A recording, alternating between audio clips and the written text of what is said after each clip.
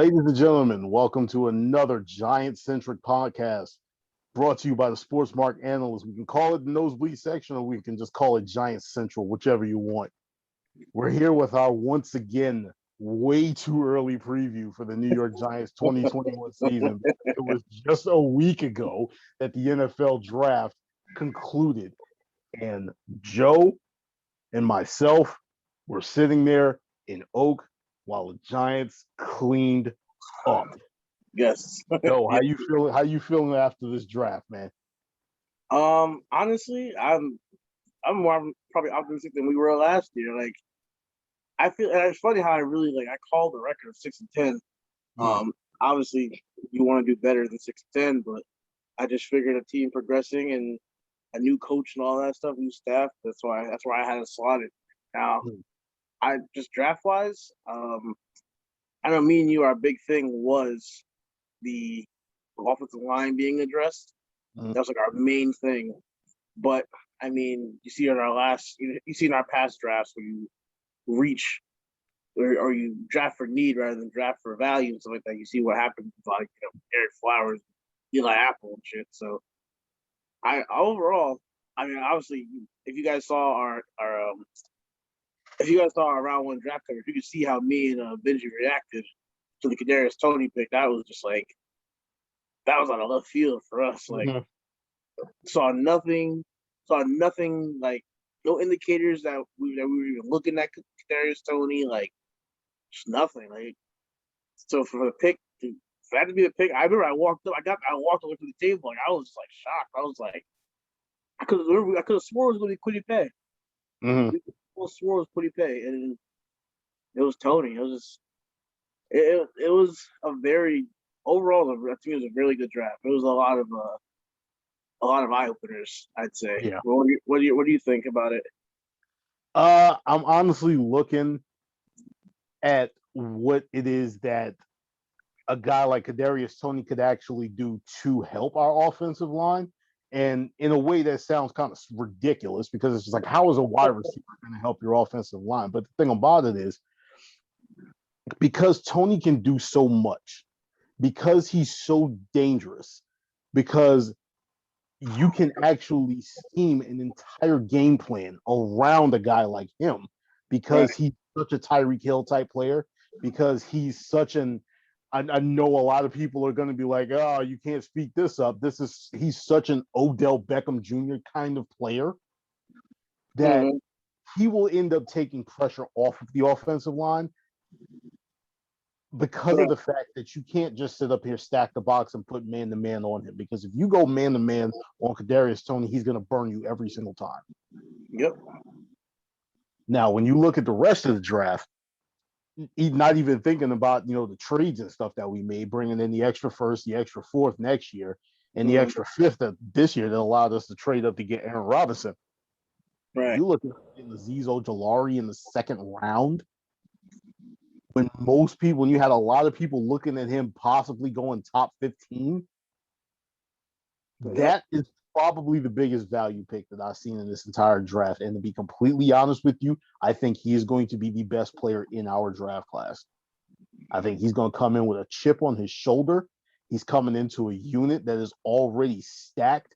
And on top of that, you're looking at a situation where, God forbid, him and Cat are on the same side on a third and long.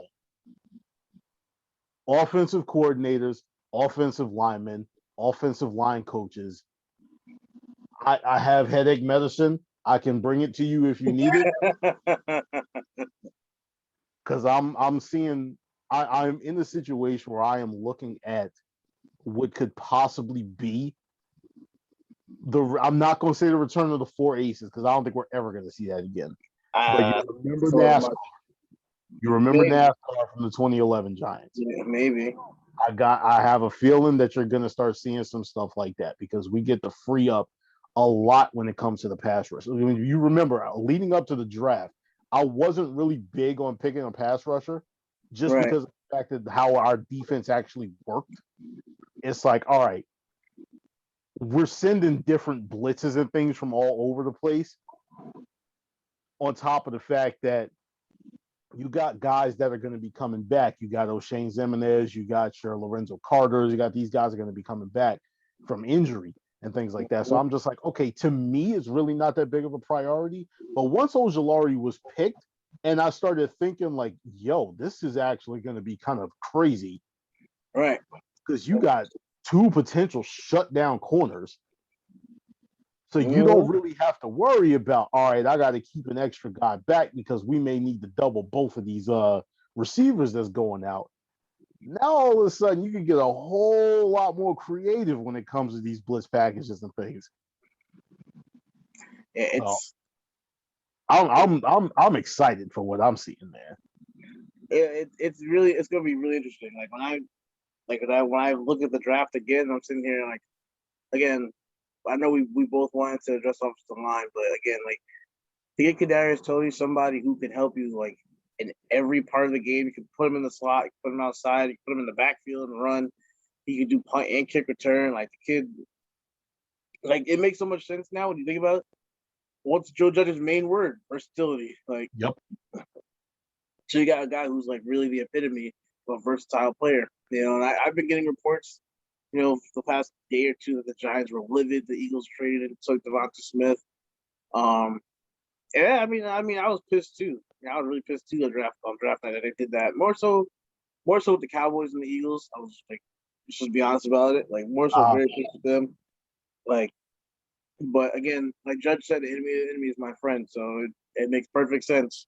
I think, honestly, with the Cowboys just literally giving that pick away to the Eagles, to me, again, like we said, to me that really says, one, the Cowboys don't see the Eagles as a threat at all, and that they're scared of us. Because if they sat there and they let us draft Devonta Smith, could just mind their business. Could have took Michael Parsons at 10, let us draft Devonta Smith, and whoever the Eagles would have took at 12 is on them.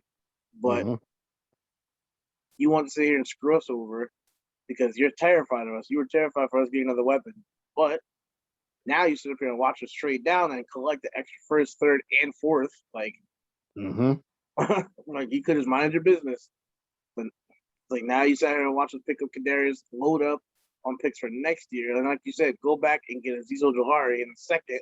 People had him in the top 15 to 20 pick, and for us to get him at 40 or 50, like, it's ridiculous. And then the cherry on top to go back in the third round and trade directly in front of the Eagles and take Aaron Robinson, just to screw the Eagles over because that's what the Eagles wanted anyway.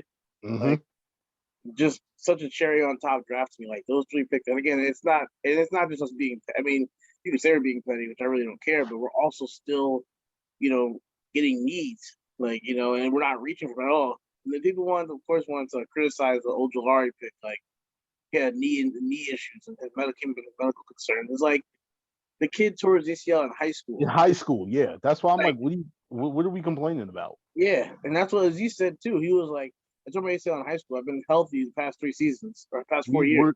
We are 3 years removed from this injury. Yeah. And he's young. He's coming into the NFL at 20. So we're not talking about a guy that's coming in at 24, 25 years old that, you know, missed time and stuff like that. Nah, we're talking about a guy who he had a freak injury back when he was in high school. Now he's completely healed from it. On top of the fact that he was going out there, if I remember my stats correctly, leading the SEC in sacks. Like, that's nothing to sneeze at, man. No, but honestly, it's because we picked them. It's because we picked them now. It's all the Giants might be messed up because they have Azeez Ojulari and he has injury history. Tore ACL 3 years ago. That's injury history. But, like, you know, that's something that killed me too. I know we were in on Landon Dickerson in the second round too. But it's funny. I was actually just getting ready to bring him up too.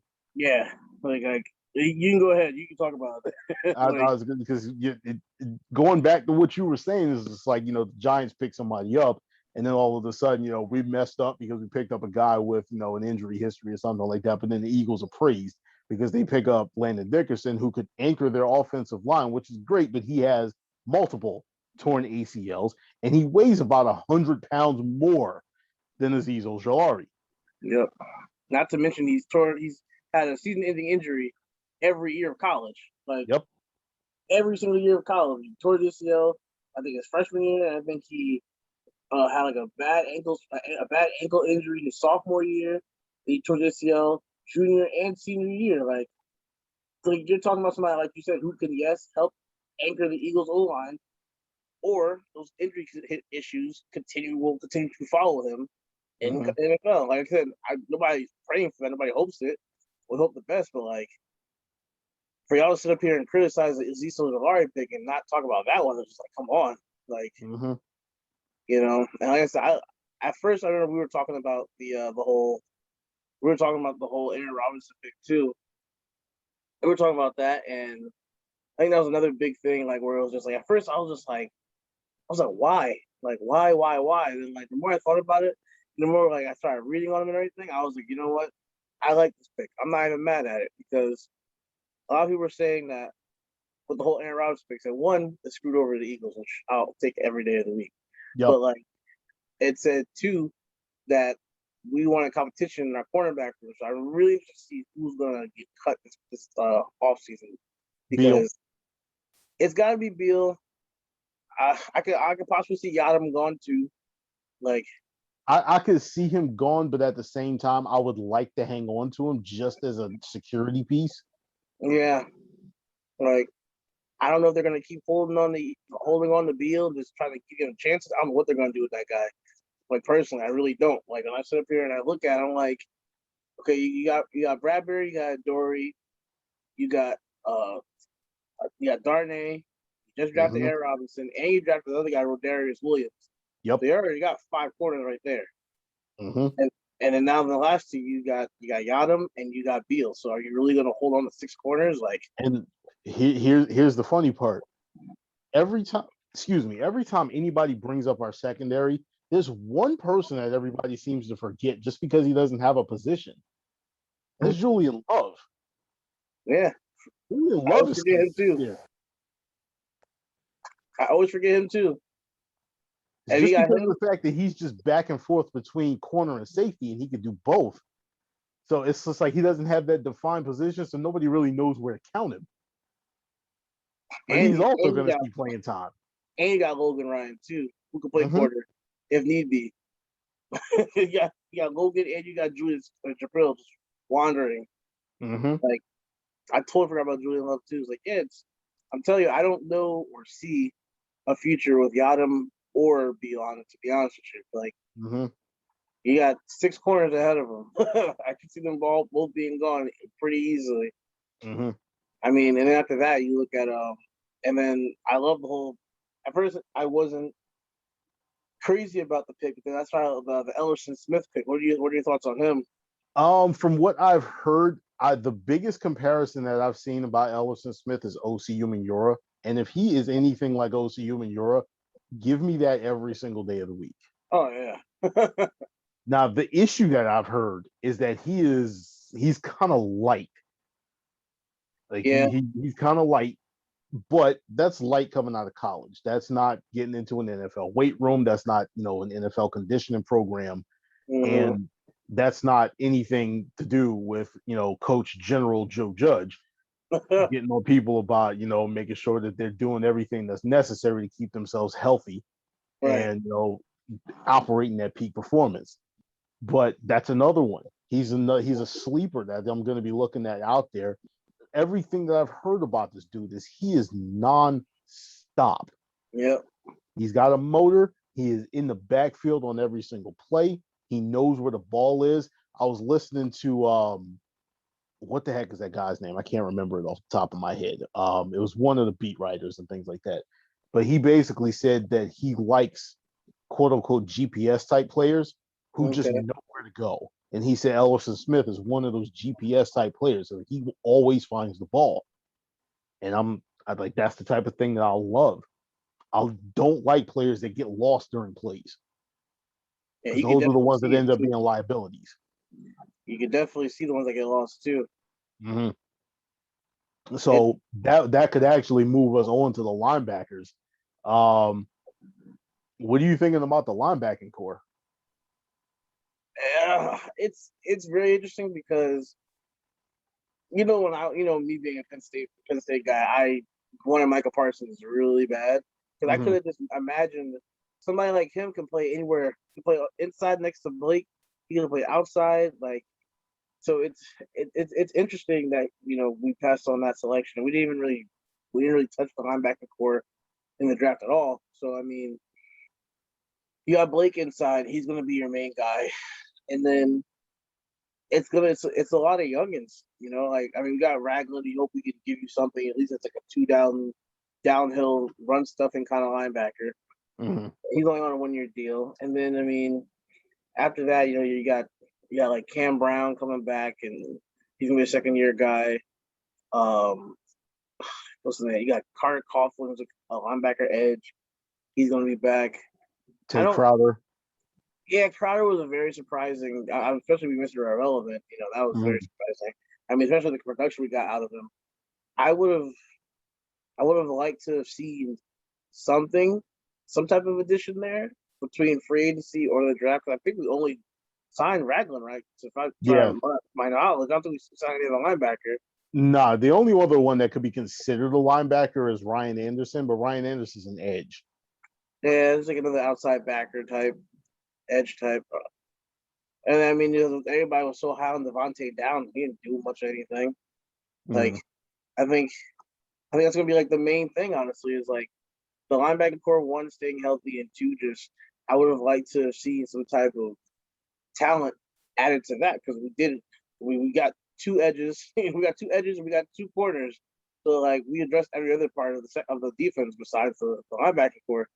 So I feel if any part of the defense is going to be weak, it might be that. Like I'm still thinking on the D tackles because I mean you're going to have the D tackles is interesting because the D line is everybody's pretty much versatile everywhere. You can move Leo inside, you can move Cat outside, you can put BJ Hill inside, you can put anybody. That all changes. So I'm not really too worried on the D line, Mhm. other than the hole left by Dalvin Tomlinson. I know we re-signed Austin Johnson, and he played really well for us this last year. Mhm. Um, but I really think like that's my main concern is the is the linebacker core. Honestly, like if there's one thing on the defense, like the core secondary should be stacked. Like, and I was looking into a lot of the Rodarius Williams. He's actually a really good player. My only thing with him is that he's just old. He's like 25 already. Yeah. Like he was 25 years old already coming out. But I mean, for what I've seen, he's good. And I mean, between him and Aaron Robinson, you have two big, tall, physical corners that excel in press man coverage. That's really what we wanted to do. We wanted Mhm. to get press man coverage corners. So because that was our main thing from last year. Like Darnay and what's his man's name? Yadam aren't press man corners. So that's why they were getting beat a lot. That's why they sit back and play a lot of zone. So now you have press man corners, which is what Grant really wanted. So now we can, we actually get the quarterback a little more. Mhm. But I think if I had to go defensively, I think the linebacker core as a whole is pretty much the one thing I'm a little iffy on. Like besides Blake, kid's a tackling machine, but like other than that, it's just a lot of young unprovens, and obviously we're gonna have no choice but to give them the shot number two to see what they can do. For what it's worth, I think that what's going to end up happening with our defense is you're going to see a lot of money backer being played by one of the three safeties, whether that be Logan Ryan, whether it be Xavier McKinney, or whether it be Jabril Peppers. And my money is on Peppers. Yeah, I can see it. So to be completely honest with you, like I get the concerns and everything if we're just going straight up, but if we're talking the three safety look and you're using one of those safeties as an in the box linebacker, Mm-hmm. at that point I'm not really concerned about it. Yeah, it makes sense. I feel like we ran some type of subset with like Julian Love playing some type of weird hybrid with backer too. Mm-hmm. Like I feel like we did some type of he was kind of like a linebacker, but like he just kind of played like a nickel, but it was like almost like he was lined up as a linebacker. I don't know. They've been throwing Julian Love everywhere, so that dude is Hey, like Mr. Versatile. versatility, man. That's it. That's how we're gonna win games Yep. with versatility. So we already kind of sort of spoke on the edge position when we were bringing up Ojolari. But we also have Ryan Anderson, who came in from the Washington football team. We got Lorenzo Carter and O'Shane Ximines coming back from injuries. I believe Carter was a torn Achilles, or it was either torn Achilles or a torn ACL. And O'Shane Ximines had like a torn labrum or something, so it was just a shoulder injury. But what we're gonna have, like, that entire area, our edge rushers and our linebacking core, to me, is gonna be the battles that are going on in camp. Like, everybody's gonna be really focused when it comes to the defense on the secondary because Yeah. of the fact that you got all of these guys in the secondary that look like they can start. Yeah. My eyes gonna be between edge and linebacker, just because I want to see exactly how that plays out. I want to see how it is that Patrick Graham starts to, like, manipulate his new toys that he has back there. And I think my biggest concern with the defense, and I mean absolutely no disrespect to him when I say this, but my biggest concern with the defense is whether or not Leonard Williams is actually balling out, or if he was balling out for a contract last year. No, that makes sense. I would love for it to be the former. I would love for him to have found himself and actually come into his own as a player in the NFL, because when we got him from the Jets, the biggest thing was, okay, well, we've seen that he could do something. The potential was there, but he never realized it. And then going into last year, it was prove it. That's why he was franchised last year. And everybody was pissed off at Dave Gettleman for franchising him and everything. Oh, we could have done this contract earlier. But I at a point, I get it. All right. You got to make sure that you're actually going to be putting your money into something that's going to be, worthwhile. And Leonard Williams last year proved that he was worthwhile. Very true. So when it comes to the interior defensive line, we're looking at Leonard Williams there, who can play either inside or outside, but he's not going to be like your edge rusher in the middle of a 3-4. Like, he's going to be like your 4-3 D end at that point. Right. Because since we, run the hybrid. On top of that, we got Danny Shelton, who came in. We got Austin Johnson returning. We also have BJ Hill returning, and going into his third year as well, Dexter Lawrence. So how you feeling about that unit? Like I said, the D line, I'm pretty set. Like, I'm fine with everybody that we have. Again, like everybody you just named, I hope we get to the quarterback so much. And you can have, if you go 4-3, you can have Dex and Shelton inside. You can have Leo on the outside. Then you can have Ojolari on the other edge. You can mix in. I think we signed the other guy we signed. Anderson, yeah. No, but not just him. You got Anderson, and you have the other end that we signed for the Vikings. Oh, Afedio Denabo. Yeah, I completely forgot about him. Yeah, you got him too. Signed him on a 1-year deal. And then you have, again, like you said, Ryan Anderson, Carter Coughlin, and Cam Brown, and Lorenzo Carter. Like, where's that? I just hope we got to the ball. I hope we got to the pass rush. And Ellerson Smith. Like, that's the main thing is, like, the main thing to me, and again, watching a lot of college ball, like, when I watched Cam Brown to me wasn't an edge rusher. The same thing like Lorenzo Carter. These weren't edge rushers. These were that guy quarterback in college. Like, yes, Lorenzo Carter had some sacks, but the guy was a linebacker. Like, same with Cam Brown. He's a left outside linebacker, outside linebacker. Like, these aren't people that were putting their hands in the dirt, rushing the quarterback. So it's like, you're going to take some guy in the 6th round who's played coverage linebacker, try to make him a pass rusher, and be mad when he doesn't get to the quarterback. It's like, well, this isn't my specialty. Like, now you have somebody like Ojolari, who's like, I get after the quarterback. That's my job. Like, you know what I'm saying? Like, you finally have people, you're getting people that are like, this is my job. Like, I understand versatility, but get somebody who's going to go after the quarterback. Like, get somebody, even Cat. Cat gets his sacks, yes, or he did last year, but, like, even to me, Cat's not this amazing pass rusher. Like, no, a lot of Cat sacks were coverage sacks. Yeah, like he managed to get to the quarterback. It's not trying to diminish anything he did, but he's not somebody who's just automatically going to collapse the line the moment the ball is snapped. Exactly. Like, he's not just some guy who's going to just like, and just like get after it, go after him. Like, we didn't have that person, so finally to add not just Ojolari, but Ellerson Smith, like to add those two guys. Like, and again, Ellerson, I think he looks frail because he's 6'7". Like, but I think at the same time, when he puts on that 15 pounds of NFL weight and the muscle, like start to fill out the body a little more. Again, he's only like I think 21, 22 years old. So once this dude sits here and he eventually gets into his NFL body, along with his length, his speed, his quickness, like that kid, I think that kid's gonna be a monster. Like between those two, between him and Odegaard and Leo, I think there'll be I think the Packers are gonna be really good this year. Like, and not this year, like give it a year or two. Like I think they're really gonna be getting after, especially even if we move on from Cat after like 3 years. Odegaard and Ellerson Smith should still be able to like do nasty together. Like, Yep.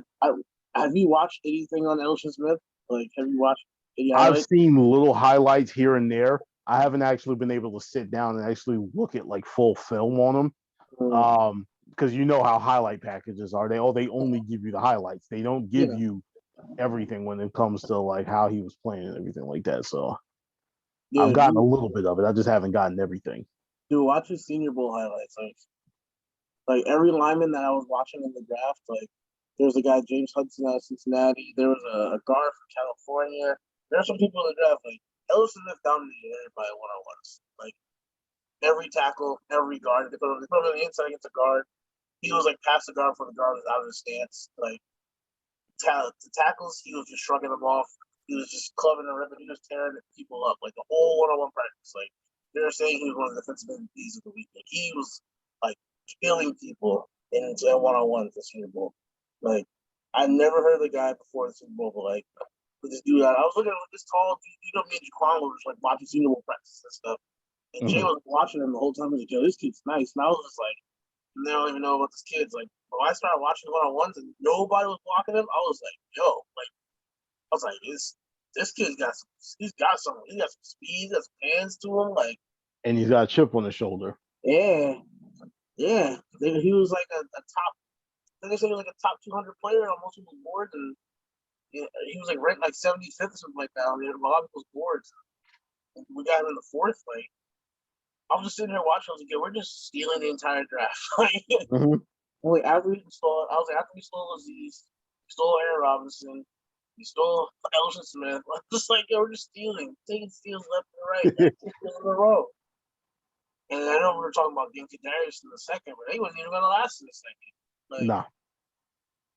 I read the Packers. I read the Packers and the Jaguars. The Packers and the Jags wanted him. The Packers and the Jags both came out and said that they were going to take. I think the Packers picked 25 or something like that. And they were like, yo, if he was there, we were taking Kadarius Toney. Like, a lot of people wanted him. We were talking about getting him 42. Yeah, it wasn't happening. Because he would have had to have made it past Jacksonville twice. And that wasn't going to be the thing, is Jacksonville had 25 and then they had 33 as well. Yeah. The whole plan was for them to take Toney at 25 and come back and get Etienne in the 30s. Yep. He was not making it to 42. Nah. So I'm definitely happy we took him when we did. Absolutely. Like I'm sitting here, like I said, if you go back and you look at our reactions and everything, the live stream that we did from the draft first round, my biggest thing, because I was so hell bent on Rashad Bateman, that's why when I saw Toney come up, I'm just like, come on, Bateman is still on he's still on the board. I remember. But at that point, it's just like, once the initial reaction goes by and then you go on and you actually start doing a little bit of research on some of these people, it's just like, yeah, this is going to add an element to the offense that we haven't had in a while. For real. Like, it really was. When you sit up here and you look at, like, Bateman and all of them, and we already had that kind of receiver. Like, his name is Darius Slayton. Yeah, like, we already had that. We already had that. A lot of people, like, him and even, like, a Terrace Marshall or Nico Collins, like, they already had people that have some type of versatility that can play inside and out. But we never had somebody like Toney that can play in, out, and play running back. Like, we never had something like that. So that dude also gave us a whole new dimension to play with our offense. And he'll take some of that stress off of Saquon running the ball too. Yep. So moving over to the offense, we're going to hit the part that everybody has a little bit of a problem with. That's the offensive line. All right. We didn't address the offensive line as far as the draft goes. We did so in undrafted free agents and bringing in, a couple free agents, to compete, let's just say, when it comes to filling in those guard positions. Because when it comes to the two tackles in the center, I'm pretty sure they're set. Yeah. With the exception of right tackle, because you don't know how that's going to work out between Pert and Solder. But what I'm looking at right now, or what I'm guessing, is we're going to end up with Thomas and Hernandez on the left side, Gates, of course, at your center. Your battle is going to be at guard, because is it going to be Shane Lemieux, or is it going to be this guy Fulton that we brought in from Denver? And then over there at right tackle, is it going to be Matt Pert, or is it going to be Nate Solder?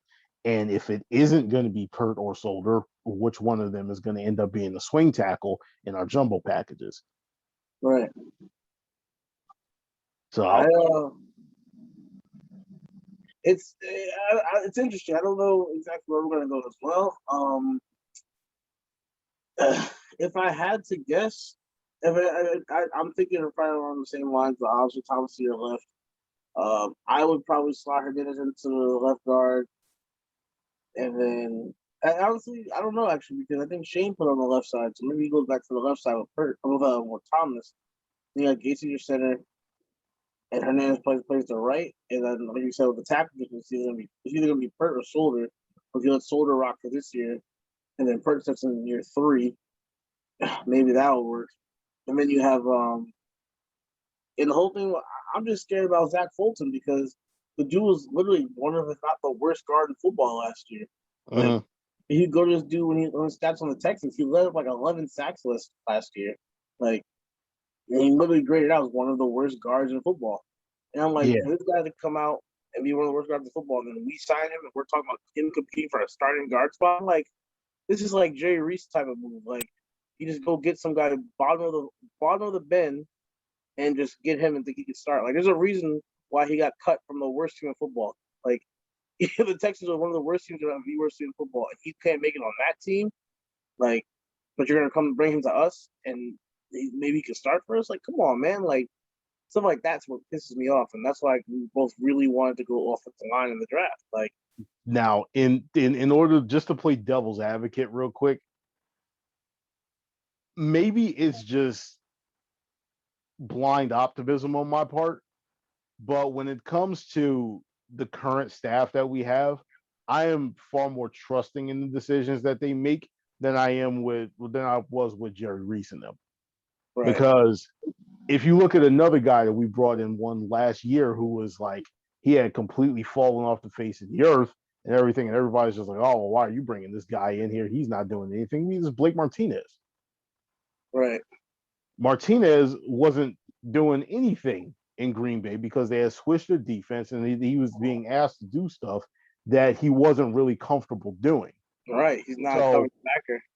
Now he comes back, he comes to us, and he becomes an absolute tackling machine. He's like almost, I'm not going to call him straight up the leader of the defense, but he could potentially be the leader of the defense. He's probably the best middle linebacker we've had since Antonio Pierce.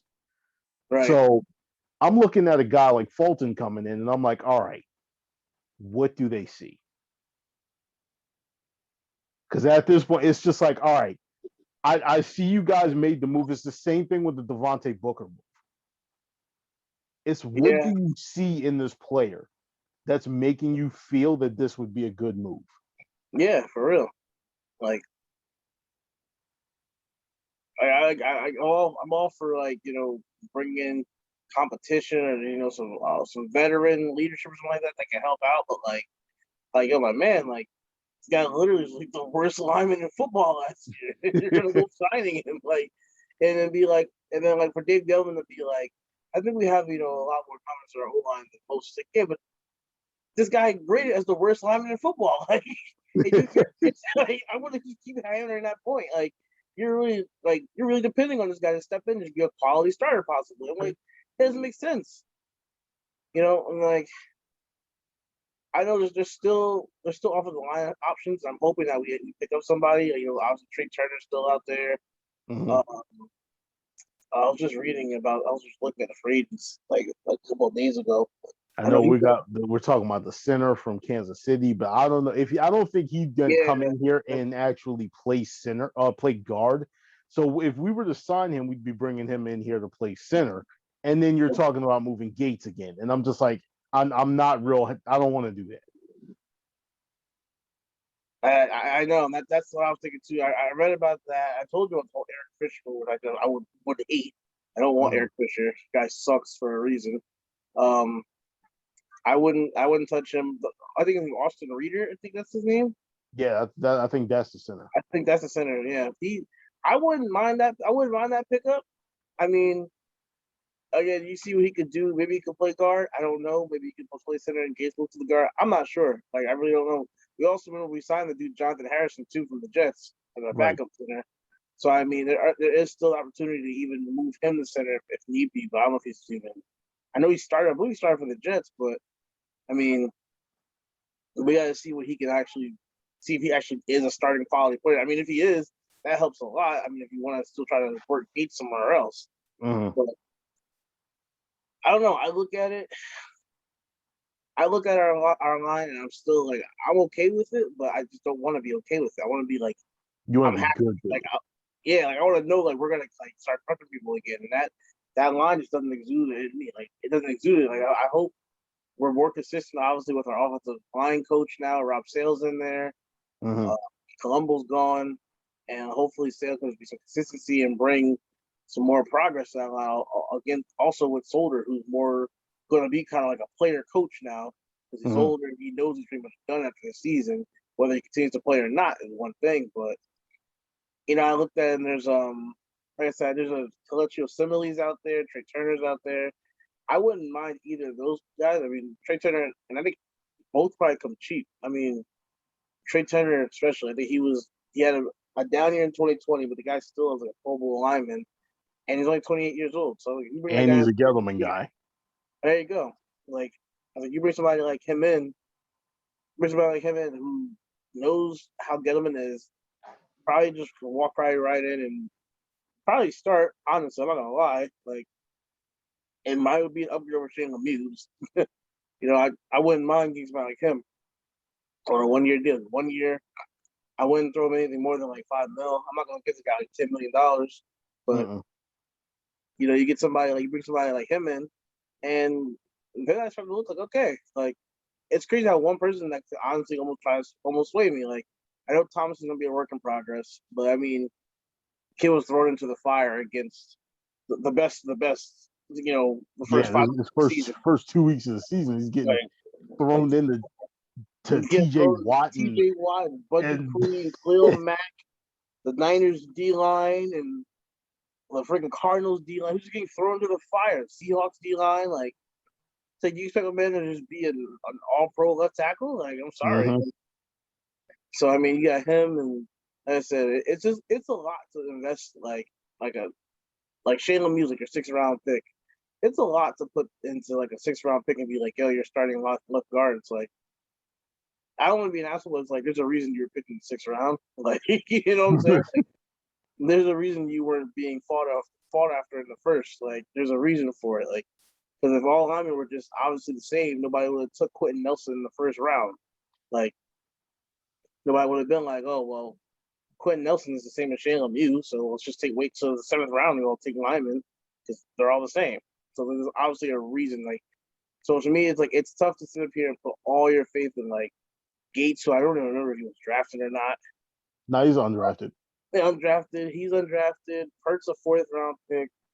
Lemieux's a 6th round pick. I'm just like, it is a lot. I mean, yeah, you want to see progress. You want to see give him a chance, but it is a lot to throw onto people Hmm. that it really is. Like the line is the one thing I'm still like pretty iffy on. Everything else I'm pretty fine on. The tight ends position, I'm fine. Receivers, running backs, everything else I'm fine with. It's literally just the offensive line on the offense, like, and it's just the guard spots because you let Zeitler go and you didn't replace him with anybody. Hmm. It was freaking Zach Fulton. the worst lineman in football. Every time I'm gonna say it. Well, What do you? all right. On the optimistic side, because I'm just gonna be positive today. Um, to ease those concerns a little bit, we still have to look at what happened last year. We were going into a season. We were changing coaching staffs. We were installing a new offense. We were throwing out a team that had the original plan of starting Andrew Thomas on the right side with Nate Solder on the left until Nate Solder opted out. And then that True. immediately kicked your rookie over to the left side. Very true. You had, again, you're in the midst of changing offenses. You're cross training a new center. And the most quote unquote consistent guy that's on your line at that point is Zeitler.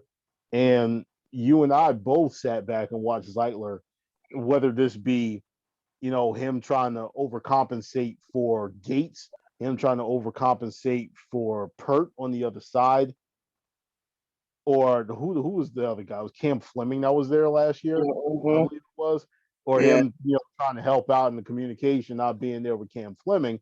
But we were seeing him get run over time and time again. So it's just like I did not understand that at all either. it didn't make the slightest bit of sense. But when I looked at what Zeitler did last year, it's just like, okay, how much worse can it get? So Right. I'm just like, all right, if I've seen that bad or whatever, and we're still at that point 6-10, and even regardless of what you want to say about it, fighting for a playoff spot in the last game of the season, I'm looking at it like, okay, I saw bottom of the barrel. Now, there's only two things that can be done. You can either plateau and completely keep going in the exact same direction and just be where you are, or you can go up.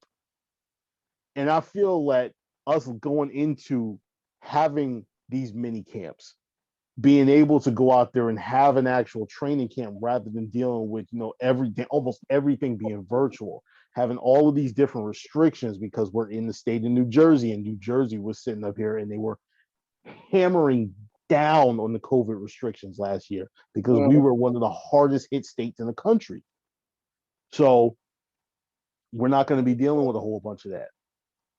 So maybe it's me being a hopeless optimist, but I'm looking at the situation and I'm seeing what could potentially be a lot better than what it was last year. And the biggest thing for any offensive line is continuity.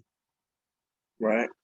It's continuity. It's being able to play with each other. It's like when it comes to a team sport, the biggest team in the midst of that team sport is your O-line, because they have to move as one big cohesive unit. Yeah. So, as I said, that right there, that's my thoughts on the offensive line, and a couple of the things that are actually going to help out our offensive line. And I was waiting to get to this point. Is all of these weapons, this plethora of weapons, this arsenal that we now have Just on the offensive side of the ball, that I have been sitting up here looking at. I don't like when people call them skill positions just because of the fact that you're trying to say that like your offensive and defensive lines aren't skilled. No, these are weapons. These are weapons. All right. So the biggest of all of the weapons, bringing in Kenny Golladay in free agency, bringing in Kadarius Toney in the draft, bringing in John Ross, a guy who can just go out there. He can blaze. He's not going to be your number one receiver. He's just going to be a guy that you can throw out there and have the defense look at like, oh, crap, he's on the field now.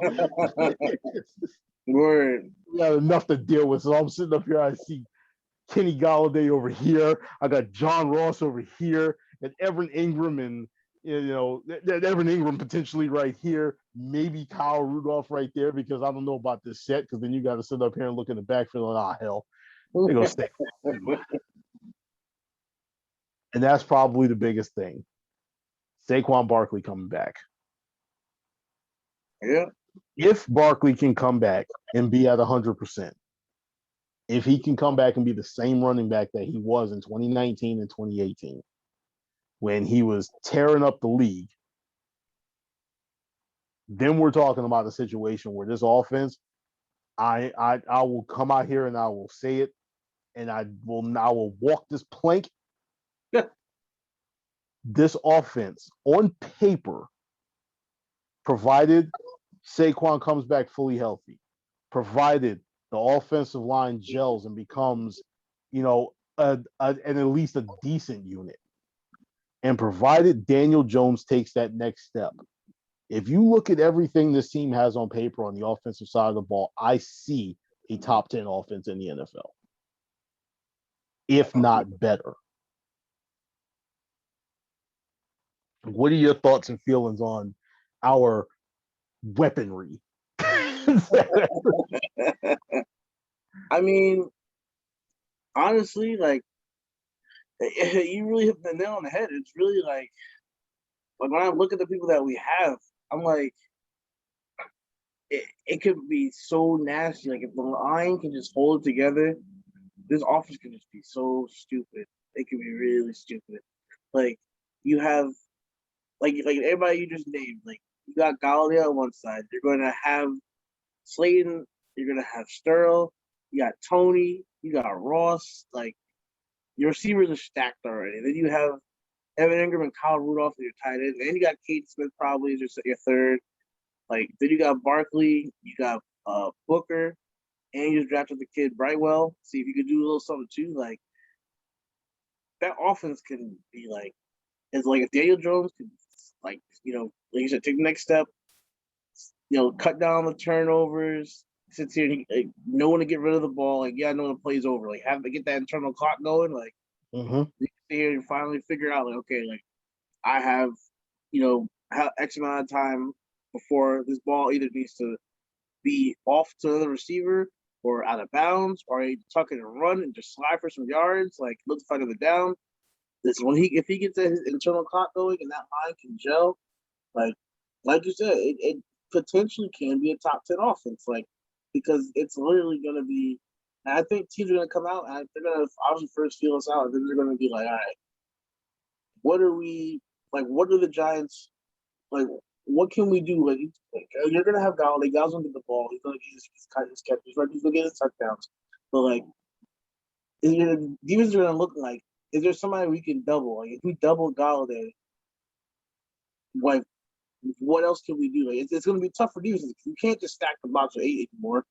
No, like, you can't stack the box with 8 and just be like, yo, beat us. Like okay, cool. We have Galladay over there. We got Sterl. We have Slayton, and we have Tony, all one-on-one coverage now. And Saquon's next to me in the backfield. Are you really going to stack the box with 8? Like, and then people start doubling Galladay. Okay, cool. But you're gonna double Galladay, that's fine. I still have Saquon, I still have Tony, I still have Ingram, I still have Rudolph. Like now they're all in single coverage. Like what are you gonna choose what are you gonna choose defensively?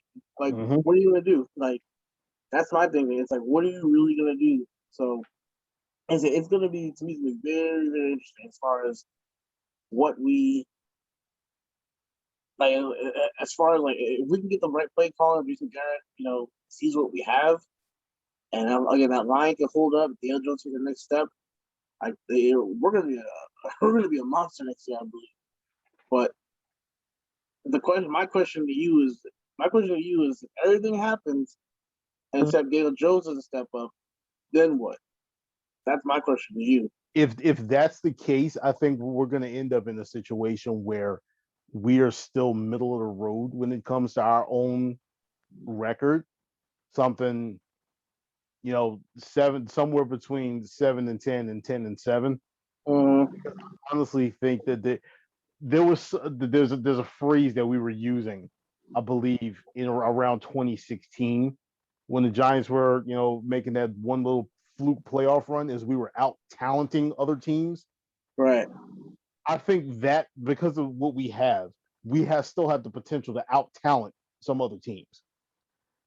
Now, unless if Daniel Jones doesn't make if he doesn't make the jump from year 2 to year 3, which he honestly should, because, like I said, we're talking about, again, now he's got a second year in the offense. Now he has all of these weapons. Now he has an actual offseason that he can go through and, build a better rapport with all of these guys. I believe I heard that him and Galladay were already throwing. Yeah. So now people. And he already took, he took the leadership approach, the old Eli thing. He got all of the guys together, or as many guys together as he could. Took them out. I think it was out to Arizona, and they were out there throwing out there too. So like I said, he has all of the qualities. He just has to put it together on the field. And what we're gonna have now going forward, and this is just me believing, what we're gonna have going forward now is because he has a lot more comfort in the offense that we have, on top of the fact that you don't just have Jason Garrett running the offense anymore. You got Right. Russ Callaway from LSU, who Ed Ogeron seems to love, said that he was their secret weapon. He's going to be ours now. Mm-hmm. On top of the fact that you got a guy like Freddie Kitchens, who I'm going to go out again, I'm going to walk on this plank too, and say that after this season, regardless of what our record is, Freddie Kitchens is probably going to be the offensive coordinator next year. Now, whether that's because Jason Garrett got fired, or whether that's because Jason Garrett found a head coaching job somewhere, I believe that Garrett is probably going to be gone after this year, and Kitchens is going to be taking over, which is why right now he's probably the senior offensive assistant when it comes to OC. Mm-hmm. So, that's one of the things that I have more faith in, because I feel like with him having more input, it's going to allow them to open up this offense more. I honestly would not be surprised if in the first 3 plays of the season, I'm to be completely honest with you, within our first 2 offensive plays, I am willing to bet that Saquon is going to go out on a play action. Jones is going to be like a sweep to the right, and Jones is going to naked boot right out to the left, and Kadarius Toney is going to be streaking down the field. That is that on the first or second play of the season, just to say we coming. And just be like, yo, try to keep up with him. Stop us. That's it. Try to keep up with him. Try to kill him. I'm really looking at it. Now, the one thing that I am going to say is, and I hope that New York fans don't do this, but I had this feeling that you're not going to see Galladay turn into Galladay until around week 5, week 6. I think he's still going to be adjusting to the offense. I think what you're going to get when it comes to focus from the defense is going to be on him and Saquon right from the start, because everybody's still going to be like, oh, well, Tony's just a rookie. We can, he's going to have some time. He's going to need some time to actually adjust to the speed of the NFL and all of the other stuff. He's going to be working on a whole new offense. The other teams are going to be thinking, okay, we can ease into putting our focus on him, but Galladay, we need to shut him down. Right. So I think what's going to end up happening is he's going to be drawing a lot of attention. So he may not put up those yards and those touchdowns and everything right from the start, but around week 5, week 6, you're going to start to see him break out. That's what I was saying. Like, it's going to get to the point where it's like, where do you focus? Yeah, who are you going to focus on? Like, tell me where. Tell me who. It's like once he gets going, if you have to focus on him, then it's like, okay, well, if you want to double him, good luck guarding everybody else. Like, I think low-key, like, one of the main things that I'm hyped about is the addition of Kyle Rudolph, honestly. Yes. Like, I really like that addition. Like, I think it's a very underrated. I mean, it could be well rated, but I think it's a very underrated move that we made. Like, a veteran tight end, good blocker, very solid blocker. It's 6'6", and he can produce. He can be Daniel Jones' best friend. The guy has solid hands, like, and he can definitely be a mentor to Evan Ingram. Definitely just like help that dude out, because you and I both know there's people that want him out. Like, yep. So I mean, I think that would be great. Like I think that's gonna be. I think it's a really low key signing that I really love that we did. And I was I was not gonna say, oh, I'm so happy we got Kyle Rudolph, but like when I saw it, I was like, yo, I really like that pick though. Like that signing, I really like that signing. So it was like I don't know. It's hard to explain. It's like when I see how much he can add to the offense Mhm. and just on the field and off in the locker room. I could see just him being just a veteran leader for that tight end room. Like because besides him, you had Ingram and you had like Caden Smith, and then we have like so we have like Toilolo. yeah we have like 7 tight ends right now, so like 7 or 8 tight ends right now. Like just the last time I read, between you have the 4 we just named, Toilolo, Evan, Kyle, and Caden. We have like 3 or 4 other tight ends. I can't remember off the top of my head who they are. But Now, I unless was their names are Bavaro, Shockey, and Boss, I don't care. yeah, those 3, whoever they are, those 3 probably going to make it. You know, Lavoy and Toilolo had to take a pay cut. He was going to be gone too. Mm-hmm. But I think that's one of the signs I really like that we did, and I was just like, I think he's going to be really good for Daniel Jones. Like he's going to annoy the hell out of defenses. People are going to be like 3rd and 7, so he's going to get that. He's going to get that 60-yard and like dive ahead for a first down. Everyone's going to be like, yo, why is Kyle Rudolph killing us right now? He's going to be that big security blanket that Daniel Jones has needed because he's been trying to force. Because I mean, look, he's been trying to force the ball to Evan Ingram for these past 2 years, and you see what happened when he did that. So Right.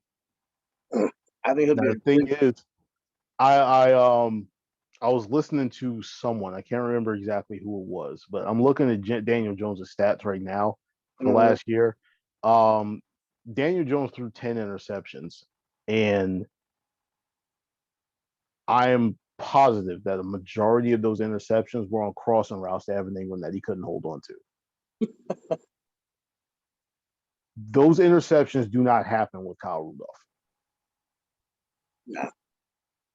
On top of the fact that it's not to say that Ingram is never going to run a crossing route. He's never going to do a curl and sit down in the zone or something like that.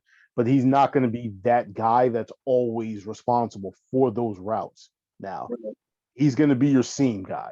He's going to be your deep fade, your deep corner.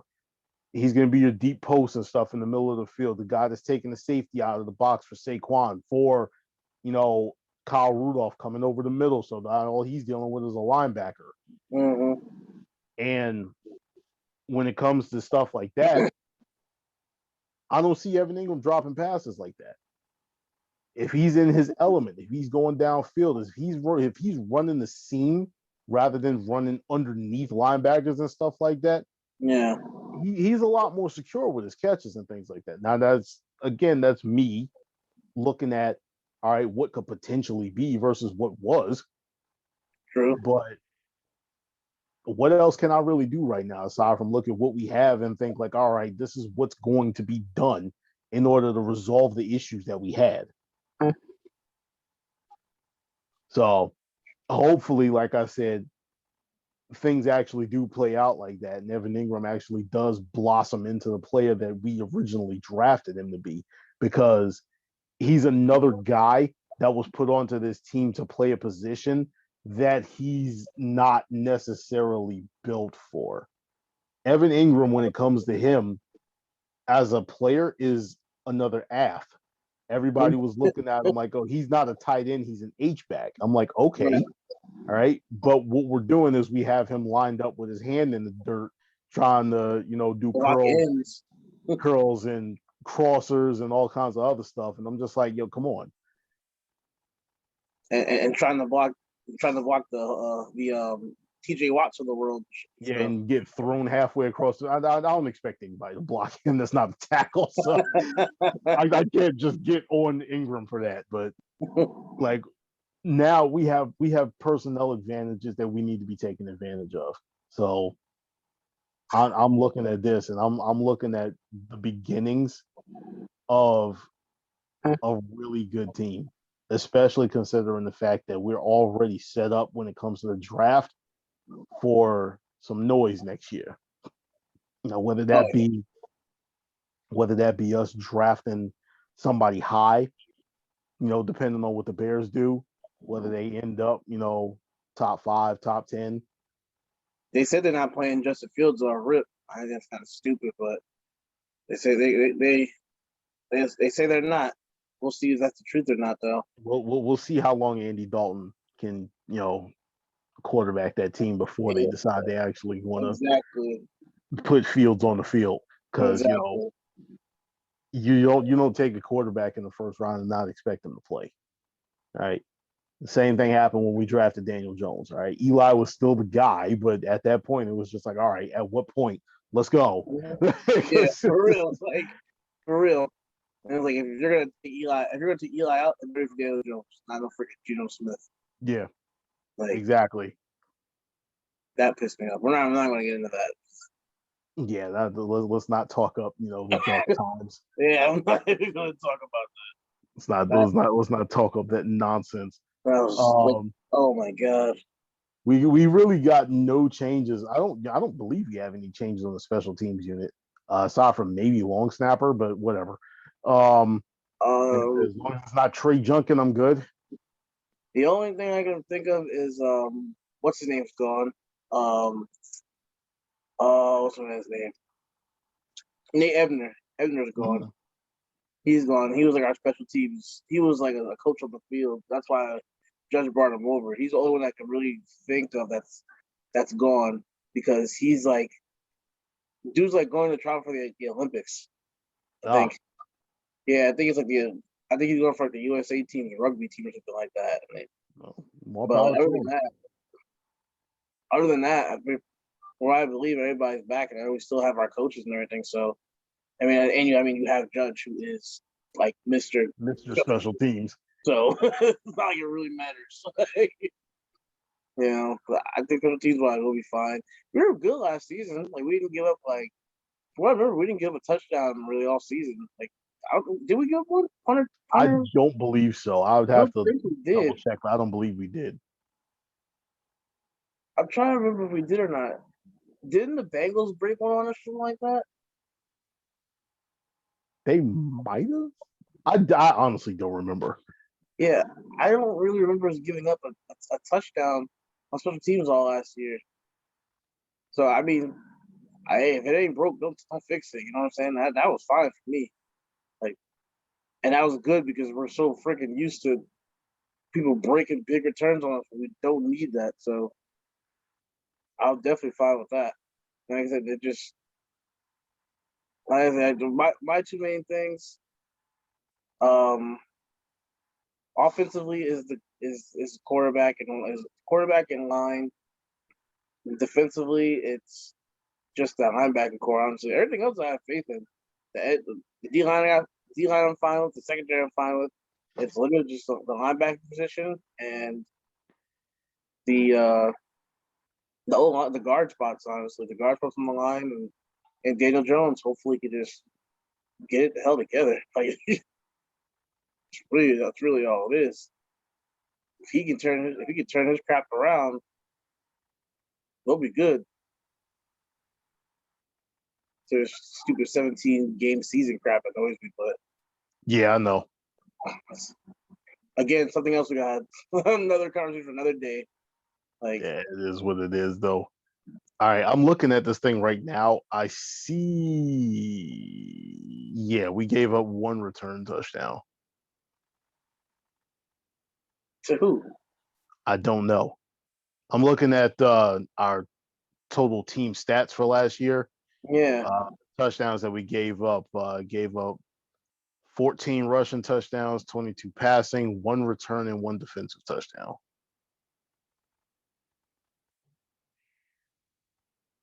So yeah, I don't remember who we gave that up against. I don't know why, but I feel like it was the Bengals. I feel like, man,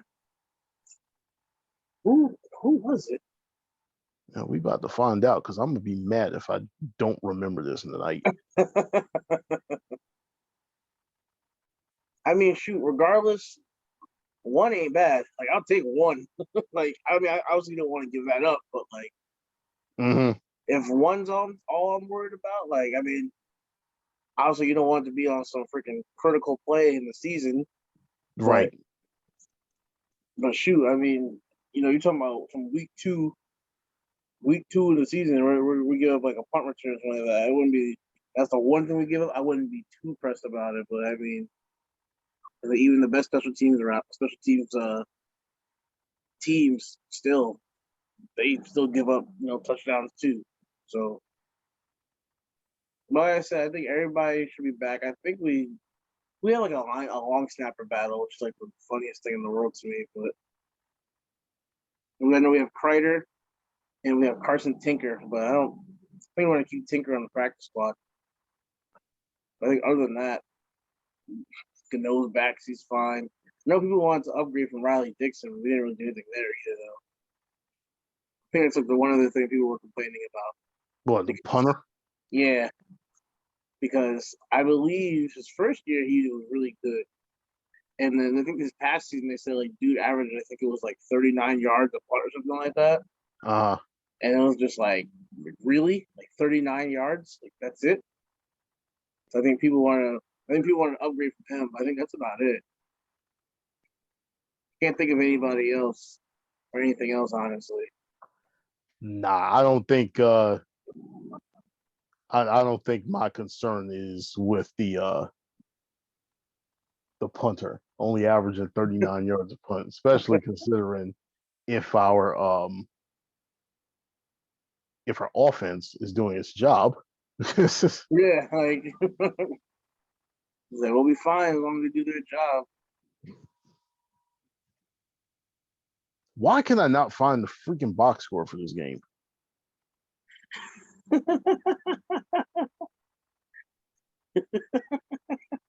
See, like, yeah, now you got me up here stressing over what happened in this game. I'm telling you, mean, I could be wrong, but I really feel like it was the Bengals game. But I really could be wrong, but I don't remember anything else that's this past season. Like, I don't remember. You know what? I hate you.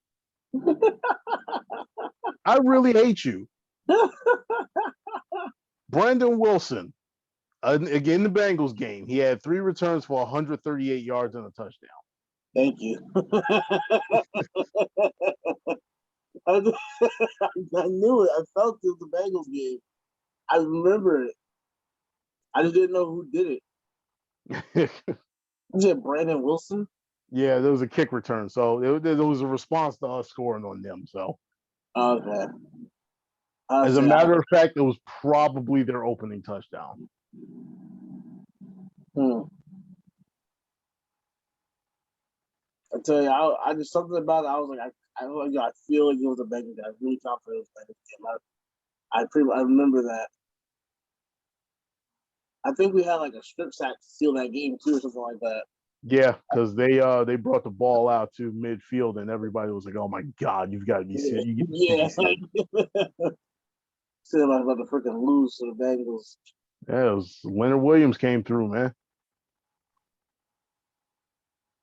right at the end of the game. But I don't know. My only real concern about this season coming up is Dallas getting a defense, and if Ryan Fitzpatrick turns around and actually plays like an NFL quarterback. Yeah. Rather than his usual, every time he gets some type of expectations on his shoulders, he ends up turning into what's that guy that ran out the back of the end zone? That wasn't Orlovsky, was it? No, the Lions quarterback, right? Yeah. It might have been Orlovsky. It might have been him. I don't know. So he has these moments where it's one or the other. He either goes out there and he has these ridiculous plays and everything like that, and everything. That's where Fitz magic comes from, or he's like a completely below average quarterback, which his record shows. So everybody immediately jumped on the train where they're like, "Oh, it's Ryan Fitzpatrick." The Redskins, the Washington football team have an actual quarterback and everything. That actually wasn't intentional. Um, they have an actual quarterback now and everything like that because Dwayne Haskins, he wasn't all that good, and Kyle Allen, he wasn't anything, and then you had Alex Smith, but Alex Smith was coming back from the injury, he was coming. You look at him, he's probably, if he didn't retire already, was on his way towards retirement at that point. He retired. Yeah, so everybody looked at them and they were just like, yeah, if the Washington football team actually had a solidified quarterback there, they would have been a whole lot better. And they've gotten somebody who's a name, and everybody thinks that he's going to be, the next big thing that comes through there until they actually draft a future quarterback.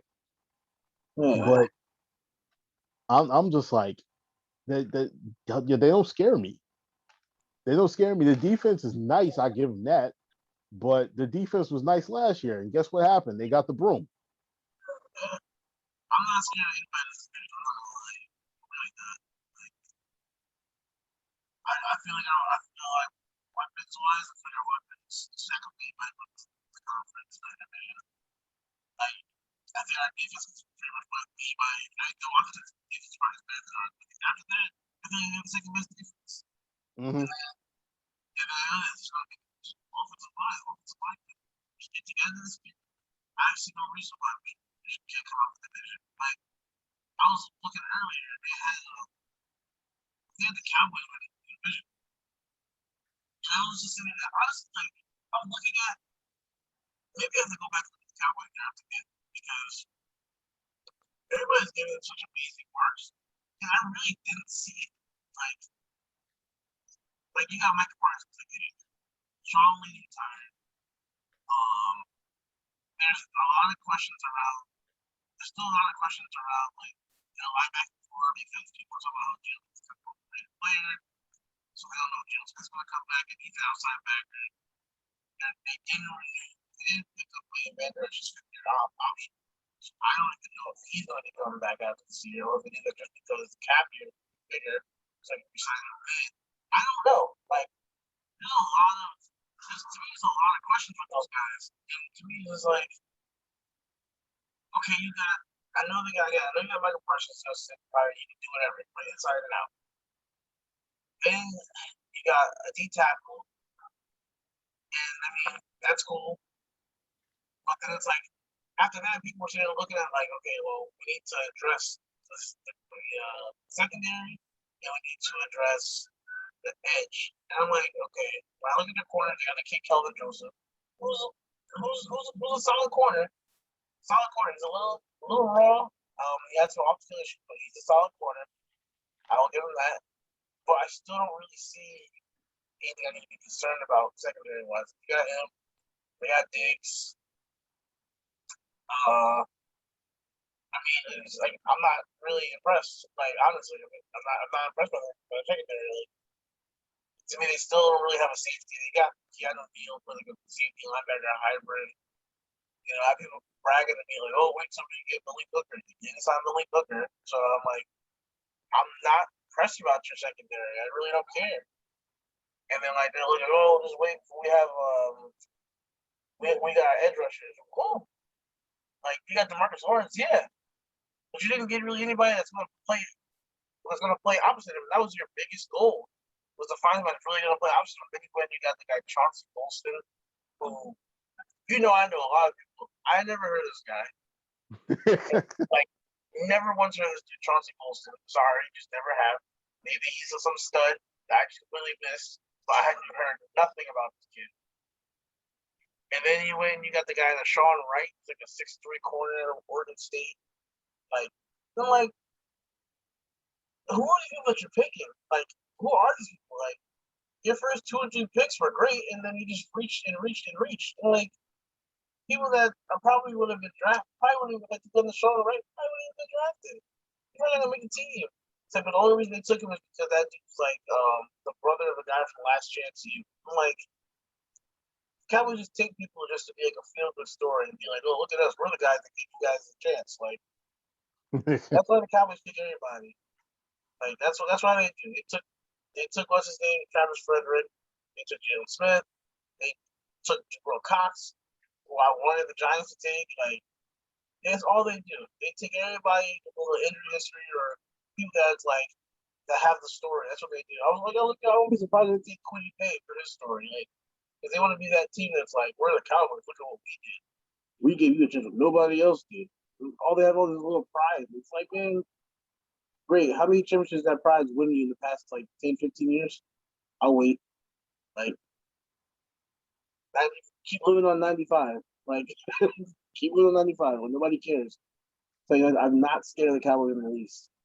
Like, you wanted to play your little the enemy is my friend crap with giving the Eagles Devonta Smith. That was cute. Still not scared of the Eagles either. O-line's not what it used to be. You have Miles Sanders who can't really stay healthy. And then after that, you have unproven receivers. I mean, Devonta Smith, yes, he's a Heisman winner, but it's the NFL now. Different game. And then you have Jalen Reagor, who did nothing last year. You have Travis Fulgham, who did nothing last year. You have a frustrated Zach Ertz, who's still on the team, who doesn't want to be there anymore. Like, and I've looked at their draft too because I don't know if they even addressed their corner, their secondary. So I'm like, I'm not scared of either of you guys. Like, I know we prevented them from addressing their secondary. Yeah, I know that, but boy, were they pissed. That draft room was not happy. Nope. Except for that one guy who's strutting around trying to give everybody high fives and stuff like that. And everybody's like, man, there's nobody want. I know you were talking about the dude Milton Williams. You're like, oh man, I really wanted him. I'm like, you look at the Eagles draft room, they're all just like, did not want this dude Milton Williams. All of them wanted Aaron Robinson. I was dying laughing when I read that. Well, for what it's worth, everybody that the Eagles drafted looked kind of pissed off too. So specifically Devontae Smith. yeah. I was like, I felt so bad. I felt so bad. Yeah, I felt so bad for him too, man. I'm just like, I know, like now you're wearing that uniform, and now I'm just like, all right, you're my rival, but at the same time, bruh, I'm sorry. I'm so sorry. Yeah. we had nothing to do with that. We were actually trying to get you. Yeah. Like we were coming to get you. We were sitting there at 10, and we were like, all right, this dude's gonna be a giant. And the Eagles jumped us, and it's like, yo, I'm sorry. Like, like we didn't know they were gonna do this. Like, really apologize, dude. My man was not happy. Like, I'm looking at the Cowboys draft. I'm like, okay, so you got Parsons, that was cool. Kelvin Joseph, okay. Then they got Diggy Zoo was gonna play your D tackle. I'm like, all right. And then like you got this kid Nashawn Wright, corner out of Oregon State, 3rd round pick. I'm like, who is Deshaun? Who is this kid? Like, with all the other talent that was still on the board in the 3rd round, you always got Nashawn Wright. I'm like, who is this? Like, and then you took Jabril Cox because you're gonna be the team. We're the Cowboys. We give him a chance. Nobody else will. Look at us. Like, you have to play your little cute role, whatever. Like, and then you got Josh Ball, lineman, cool. Simi Fehoko in the 5th round was another player who probably wasn't even going to get drafted, and if he did, it was going to be like in the 7th. And there was other receivers that were way higher rated than him. Then you get Quinn Bohanna, D tackle out of Kentucky. Again, who? Then you get this kid Israel Mukuma from South Carolina. Solid pick. Like in the 6th round, good value. I knew the kid. Everybody had the kid going like the 3rd to 4th. So I'm like, okay, I'll give you credit there. Then you get some guy Matt Farniok Farniok from Nebraska, some guard. I'm like, who? Like, who are you drafting? Like, I was just so puzzled by the draft. Everybody's all the Cowboys crushing this draft. I'm like, how? How? Like they reached on both 3rd round picks. Like Chauncey Golston and Nashawn Wright, these guys weren't in anybody's top 100 best available. Like you took Chauncey Golston at 84. Like I was just lost. Like it's just I really was legit lost in these picks. I'm like, people were so happy about these picks. I'm like, yeah, your first 3 picks were good. Your first 3 were good. And again, in this whole draft, you got this guy Chauncey Golston, who's a reach of a 3rd round pick, and that's your answer to the defense to to your edge. Great. Yeah. Okay. Like this person that I've never heard of in any scouting reports, you took him in the third round. Like, and then you're looking at the Eagles draft. I'm like, Wasn't Weaver still on the board at that point? yes, do in the get it. fourth. I don't get it.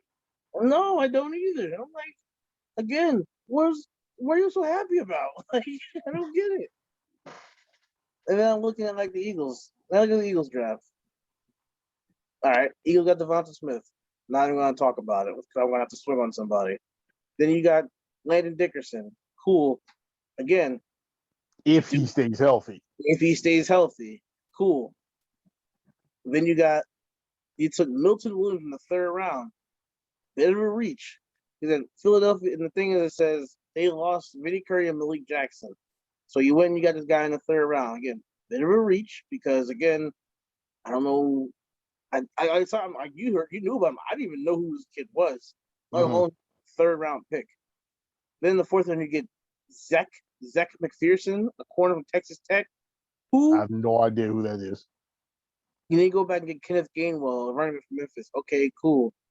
Then you get a D tackle from USC in the sixth round. Like you get another end in the sixth, a safety in the sixth, and another end. So you took 3 ends in this draft. I'm like, what are you guys doing? Like I just don't understand. I don't understand these drafts. Like somebody help me to understand your draft philosophy and why you thought these are such amazing picks. I'm like, some people sit up here and be like, "Oh, the Eagles." Like, I forgot how many people I've talked to that have been like, "Oh, the Eagles, they crushed this draft."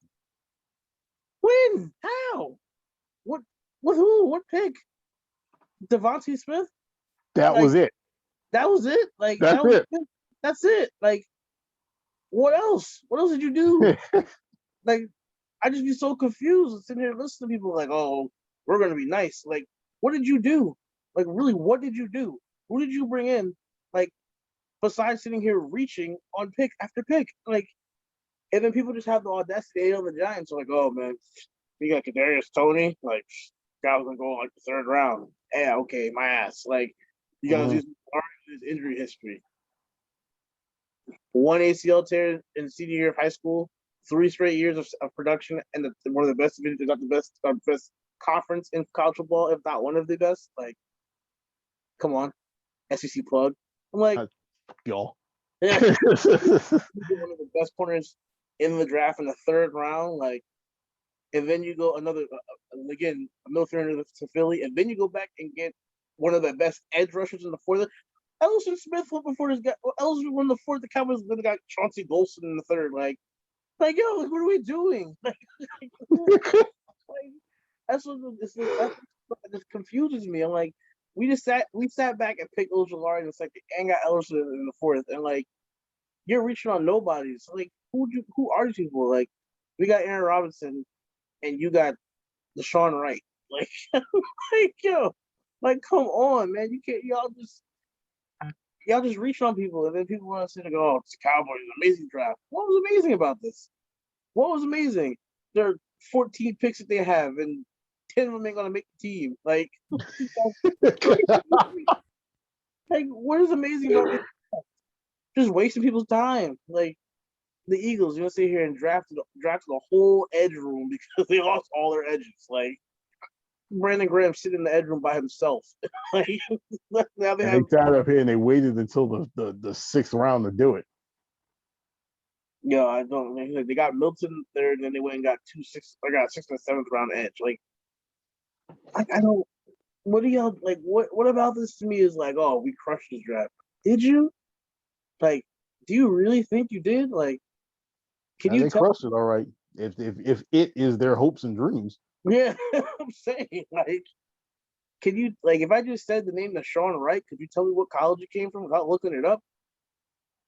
Like, you probably think he's like a basketball player. Like, you wouldn't even think he's a good. Like, I'm sorry. Like, there's certain people like I could have been like, yo, Aaron Robinson, you go, that kid's in that corner, he's nasty. Like, yeah. Well, what about you? What do you think about the Sean Wright? Was he play for the Mavericks or something? Like, I don't get it. Who's that guy? It's like, it's just I don't know. Like, Man this was is on the court with the Rucker. yeah. Like, that's my rant. But like, I just saw so many people just talking about how their team crushed the draft and how they did this and how they did that. And I'm just like, can you name half these people that you drafted? Can you tell me anything about them? Did you watch any of these? Like, again, you had 12 draft picks. That's great. Do you know 8 of them? Do you know 5 of them? Like, you know the first 3.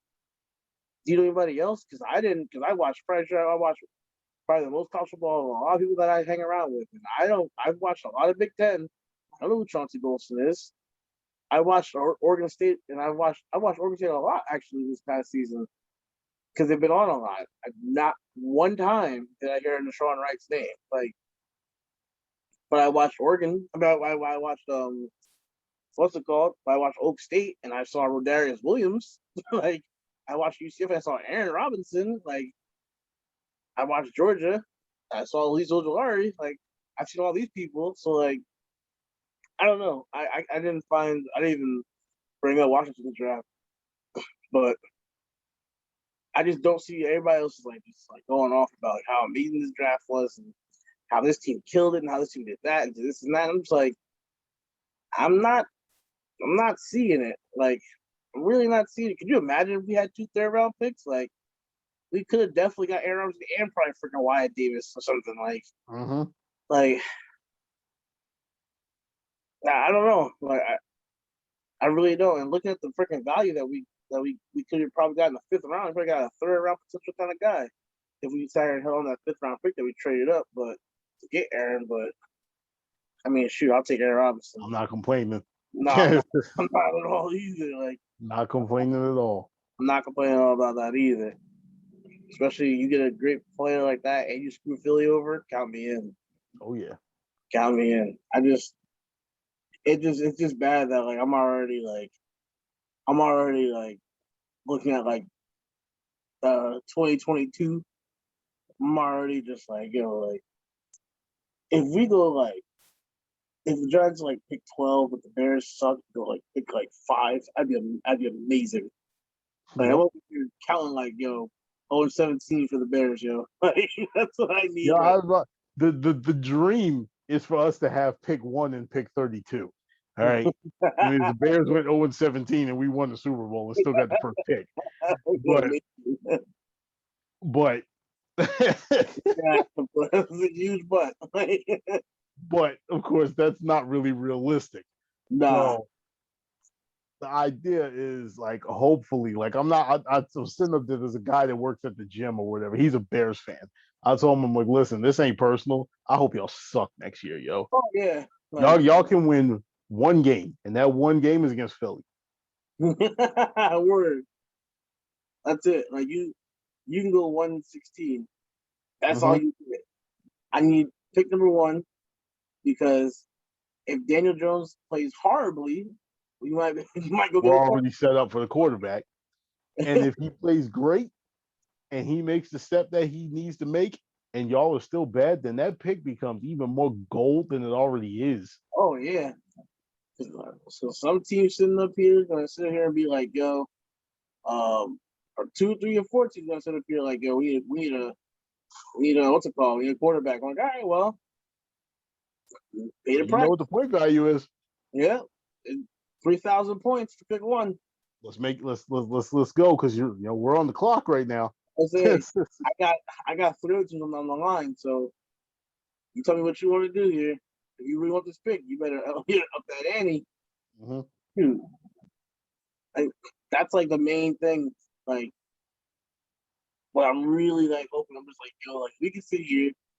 If we really could just sit here and if we do good, like I hope again, like I just want to see progress. You know what I'm saying? Like I sincerely hope that we're just like, I hope we're a good team. I don't know.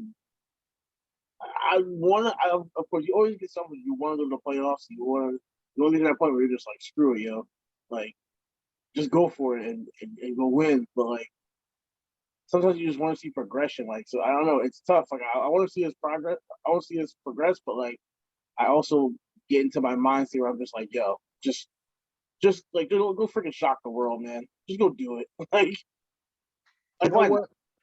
You know what I'm comparing this to? It's a little different because of the fact that this is Jones' 3rd year versus Eli's 2nd when this happened. But Joe Judge reminds me of some type of an amalgamation of Tom Coughlin and Bill Parcells. So I'm looking at it like in Coughlin's second full year, the Giants won the division. Came out of nowhere to do it. Because the year before that, we were 6-10. I'm just saying. But I'm just like, you know what? I'm going to be real, and I'm going to be like, my expectation this year isn't so much progress as it is we need to win. All right. I was thinking progress last year. The Giants, although it didn't show in the record, absolutely progressed. Oh yeah, without a doubt. Absolutely progressed from the Shermers last year to Judge's first. All right. The team was completely different. They fought a lot harder. They, with the exception of, I think it was 1 or 2 games, we were in every single game. But I think it was up to the very end. What happened? It was like the Cardinals game was the one game we weren't in. Yeah, that one in San Francisco because that was the one game after Saquon went down. Yeah. Those 2 games we weren't in. Every other game was winnable. Yeah, because and you look at the Giants' record last year, you see that 6-10, and then you start breaking some of the stuff down. You look at Chicago, we could have won that game, and we probably should have. Pittsburgh, if it had not been for that one turnover where Jones got hit on that 19-play drive coming out of halftime, that's a completely different game. Yep. Should have beaten the Rams. We should have beaten the Cowboys. We should have beaten the Eagles the first time around. That's 6 games, bro. Yeah. That is 6 games, all of them in the first half of the season. See, so you look at that game, you should have been. You've learned to close a game. You learned to close a game. We're freaking 11-5, so 6-10 or something like that. That's the main thing. That's got on the close. They have the ability to finish games. They don't have it yet. Yeah. So like I said, at this point, I'm looking at. I don't just want to see progression. I want to see those close games turn into close wins. Yeah. Us end up closing stuff out and actually putting together a solid season. And I'm gonna be honest with you. At this point, I'm optimistic, but at the same time, now I'm demanding better. And I'm just like, all right, for this team, they need to make the playoffs. Because I don't know how long this front office and coaching staff actually has to turn this thing around now. Right. I think the Judge has more leeway than Gettleman does. I think Gettleman, especially considering the fact that Gettleman is pushing, he's 74, 75 at this point. He's real. So this is pretty much his last hurrah. I don't think anybody else going to be giving him a position. And you could just as easily, if this team messes around and goes 6-11 or 7-10, and Mara just gets fed up at that point, it's just like, all right, you know what, it's time for you to go. Yeah. I don't see that. I want to see a situation where the GM that did the most to put this team in the position that it's in actually gets to claim the glory, because I don't want to see a repeat of Ernie Accorsi. Accorsi built both of those Super Bowl teams. Jerry Reese gets the credit for it, but Accorsi did his job. Mm-hmm. He put the core of both of those teams together. And like I said, I don't want somebody else claiming the credit for Gettleman. Granted, I'll take a Super Bowl win however it freaking comes. But like I said, I don't want to sit up here and be the guy that's looking, I don't want Gettleman to be the Tiki Barber. As soon as he leaves the team, they win the Super Bowl. And it's just like, what the hell? Nah, I feel that. That would suck. I mean, the guy, I feel like he's gotten a lot better since he first came in, and we questioned a lot of stuff that he did.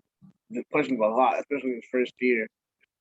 But I mean, I mean, he told everybody, like, listen, this isn't gonna be like a 1 year thing. It's not a 1 year fix. It can't be. Mhm. Like you look at how the team was just pretty much run to the ground. It was gonna take a lot. It's gonna take years to turn it around. And it finally has been turning around, but it's like you said, now like these games where we're always in the game and then like, we sit up here, we're like, oh God, like here we go. Like the team starts walking down the field on some unstoppable drive, Madden 2000 Yep. kind of crap. And it's like now, Blake Martinez has 37 tackles in this game, and now he's missing tackles. Like everything just can go wrong, goes wrong. Like in that final drive, Jabril Peppers has like 4 picks, and he ended up drops like 3 in a row. And it's like, bro, like, are we really gonna do like? Are we gonna be the Giants on this one? Like, are we really gonna giant ourselves again? Like, you just get tired. Mhm. It's like, yo, these games where we're winning, like these games where we're up winning, and it's like 21 to, whatever, 21 to like 19. It's like, bro, like, can we please just put a game away? Like, I hate watching those close games sometimes. It's just like a heart attack. It's Yeah. like, it doesn't have to be this. Like, why are we struggling? It's the teams that we choose to play down to what kills me. Like, why are we struggling against these teams? Like, these teams should not have a chance at winning this game, but we always want to sit here and be like, no, let's make it interesting. Like, no, don't make it interesting. Dominate them from start to finish. Like, don't sit up here like 14, don't sit up here 10-7 me the whole game. Like, I don't want to see that. Like, don't 10-7 me. You can put 40. It's like, yo, why put 40 when we can put 17? No, put 40 up. Like, I don't, stop being nice. I don't care about being nice. Like, Yeah. don't. Like, At this point, and the thing about it is, I honestly think, and I hope that we carry this attitude into the season and even beyond. The idea that we were so pissed off at the Cowboys and the Eagles tells me NFC East football is back, oh, yeah. and I want that hatred back Heck yeah. because I can sit up here and I can go up there. I can see a res. I almost did it again. I can see a Washington football team fan. I'm like, all right, we have a little respectable conversation. Let's see a Cowboys fan. I can have a respectable conversation depending on who they are. And Philadelphia fan, again, depending on who they are, I can have a respectable conversation, but I still hate you. I Word. hate your team. Yeah. Outside of something like legitimately serious happening to y'all, I cannot stand y'all. I wish all of the bad on you. And Word. I finally have that back. And I am like, honestly, I'm excited for this year because the NFC least to me is no more. The Word. beast back, and I'm ready for it. Yeah, for real. I'm waiting, That's what I'm waiting. Oh my God, I can't wait because, like you said, I hope we take that same like word, like you're gonna just trade up or you're gonna trade back 2 spots with the enemy just so they can have this person, so we can't get it. You're gonna just spite us. Mm-hmm. Cool, bet. Just wait on it. Like, like that's what I'm sincerely hoping. I'm like, you're gonna sit up here, y'all sitting here worried about them, or you sit up here worried about us. It's like you still gotta see Devonta Smith twice a year on the Eagles, so it's not like Yep. it matters. But It does not matter. I'm just like, you were so Like pissed with the Giants. if we were sitting there and Dallas was 10 and like the Dolphins were 12 and they traded up, I would have no problem with that. Yeah, no, none. I would be like, I hate y'all, Dallas, but whatever. It is what it Yeah. is. But the way that it happened at this draft, where it was Dallas to Philly, come on. Yeah, it's like it was just Okay, like, I see you. yeah, I see you. yep. That's all it was. It was like, oh, it's like this. Got it, got it. And I know every Giants fan, every Giants player, all of them was just like, oh, word, it's like this. I'm pretty sure there were probably people getting ready to tweet Devonta Smith and everything, like, oh, Mm-hmm. like we got Everybody had their Photoshop pictures of him in the Giants oh, uniform yeah. together. Everybody was ready for it. And then as soon as you saw the Cowboys flop, we were just like, oh my God, they are not gonna do this. Like, Yo, and the sad thing about it is, I saw it coming. Because if you remember correctly, you had got up and left the table when the Cowboys were getting ready to pick, and I was just like, "Oh my God, what happens if Philly trades up?" And it crossed my mind, and it was just like Dallas would never. Yeah, that's what I was And thinking. it happened. I was just like, yo, you guys are just disgusting. Like that's the only way. That's the only way I can describe it. You guys are just really filthy. Like you're filthy people. Like you're a disgusting organization for that. Mm-hmm. It's like you literally such scumbags for that. You really sat up here and you traded back to spite us. Like, here you go, we got an extra round pick. That's all you got back. Yep. That's it. You knew And who you wanted. Like, you could have sat here and been like, oh, the Eagles are calling? You want, oh, we know you're obviously trying to trade in front of the Giants because you don't want them to get Devontae. You're trying to get Devontae for yourself. And they're like, yeah, we'll get your own pick and be like, I need more than that. I need a second. I need a fourth. I need I need what I want. It's like, well, that's too much. Oh, well, that's fine. I'll just well, then that's too much for us to. Yeah. we'll take and the Giants can take Devontae Smith, and you can take whatever you want. Then you want this pick, you want Devontae, give me what I want. Mm-hmm. It's like, why am I gonna do what's comfortable for you? That's what we all expected. Like we all were just like, there's no way. Like I would have sat up here and I've been like, nah, bro. Like I'm going to trade in division. You're gonna give me like 4 picks for this pick, but nah, you dropped back 2 slots and got and took a and just got for a third. That's it. A pick swap and a third. It's all you want. I was like, you guys are. I saw. I was. You guys are disgusting. Like just a disgusting disgusting organization. Mm-hmm. I couldn't believe my eyes when I saw that. I was just like, going. I'm like, I always hated these guys. I always hated the Cowboys. Now I'm like, oh, now it's on. Like now it's like a different level. Now it's like, yo, like the sight of your team makes you want to throw up now. Before I was just like, man, F Dallas. They suck. Whatever. They lived in the past. Now it's like, nah, bro. It's on site now. Yeah, now it's on It's site. on site. Yeah.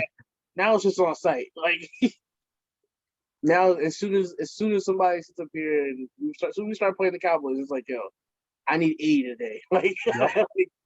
like I don't care. We're in Cowboy Stadium, run the score up. I don't care. 600 yards of total offense. Saquon running for 200. DJ for 6 touchdowns. Yep. And T.O. and freaking P on the Dallas Star on the 50. Like, that's what I need. That's what I want. Like there's like this, I don't care anymore. Like you said, barring something catastrophic, and I'm not gonna wish injury on anybody, but like other than that, I could care less. I don't even like. There's no more. No, I didn't advocate for you guys anyway. Like I said, when the Giants played the Cowboys, and I was sitting up here and that got hurt, I was like, damn, that sucks. Like I would never want to see that. I never wish I injured on anybody. Right. So that in that aspect, I'm not gonna wish it down anybody. But at the same time, like your whole organization's a bunch of pieces of shit now. Like, yo, like seriously, if I could see somebody, if I could see Ellison Smith, no.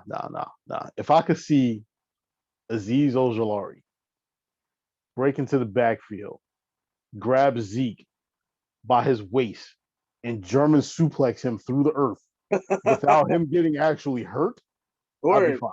Yeah. Word. If he just get up, God damn, I don't want to get suplexed like that again. Huh? I said, if he just gets up and it's just like, damn, I don't want to get suplexed like that again. Like, and it just like mentally affects him for the rest of the game. I'm good with it. I just like I said, I don't want to see him get injured or anything like that because I don't wish injury on anybody. That's kind of fucked up. But it's like you suplex him and drop him on his neck, but get up and be fine. Like, yeah. I don't want you to break your neck, but I still want you to drop on your neck. Yeah. And get up and be like, damn, I'm not running the ball no more. Like, I bet. Like, that's what I want. I'm not running to his side anymore. Start the other side, and then just Leonard Williams coming that way too, looking at him like, Let me just run. Let me go run the cat. Like I don't know where Ojulari to run the cat. But yeah, I'm looking at it. We got 4 days until the schedule releases. I think it comes out on the 12th. Hell, 3 now because it's about to be midnight. But I'm waiting for that schedule to release, and when it does, I hope that game 1 and game 2 are some combination of Dallas and Philly. because I am so ready for those matchups right now. I'm absolutely so ready for both of them. I could not care less which one of them it is. Yeah. But as I just said, it is about 3 minutes to midnight. I actually should have been asleep 2 hours ago because I got to be at work at 4 o'clock. Nice. So we're going to wrap this up and I'm going to go to sleep. But thank you, ladies and gentlemen, for watching. This has once again been myself, Benny Thurman III, my cousin, Joe Anderson, Mr. 98%, with our way too early New York Giants 2021 season preview. We'll probably be back sometime around training camp with another one. But by all means, like, comment, subscribe, and we're just going to keep it moving. All right. Y'all have yourselves a good night. All right.